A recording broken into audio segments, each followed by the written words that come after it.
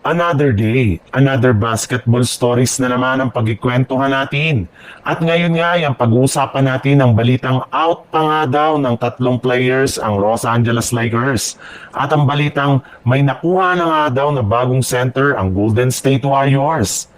Inanunsyo na nga ng Los Angeles Lakers nung nakarang araw na buo na nga daw po ang kanilang 10-man rotation na kanilang gagamitin sa darating na bagong season.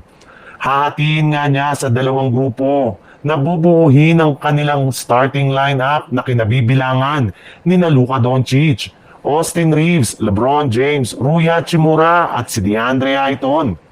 Tutulungan rin naman nga sila dito ng kanilang magiging second unit na kinabibilangan ni Gabe Vincent, Marcus Smart, Jake LaRavia, Jackson Hayes at si Jared Vanderbilt. Base nga sa kalalabas pa lang na balita ng isang NBA insider mula sa Lakers, meron pa rin nga daw po silang dalawang player ngayon na binabalakan nilang tanggalin bago mag-umpisa ang kanilang kampanya next season. At eto nga ay ang kanilang sophomore shooter na si Dalton Kenny at maging ang kanilang power forward na si Maxi Kleber na pareho nilang pinagpaplanuhang gamitin bilang trade asset para makakuha sila ng mga bagong players ngayong off-season.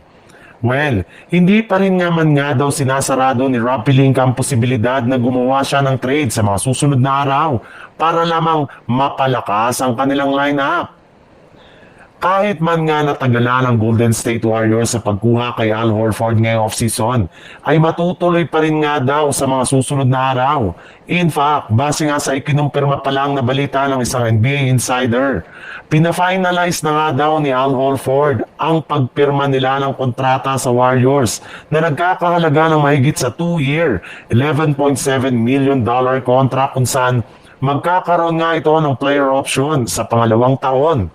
At nagawa na nga yan ang Golden State Warriors matapos maisaayos na nila ang sitwasyon ni Jonathan Kuminga ngayong off-season na magkasunod na silang dalawa na magpapapirma dito ng qualifying offer na nagkakahalaga ng 1 year, $8 million bukod rin nga dyan. Sa dalawang klaseng move na ginawang ito ng Golden State Warriors ay inaasahan nga na magsusunod-sunod pa ang kanilang mga gagawing transaksyon sa mga darating na araw.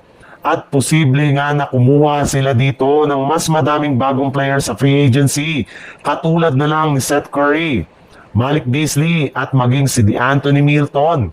Kaya magiging exciting nga ito sa mga susunod na araw para sa mga fans ng Golden State Warriors.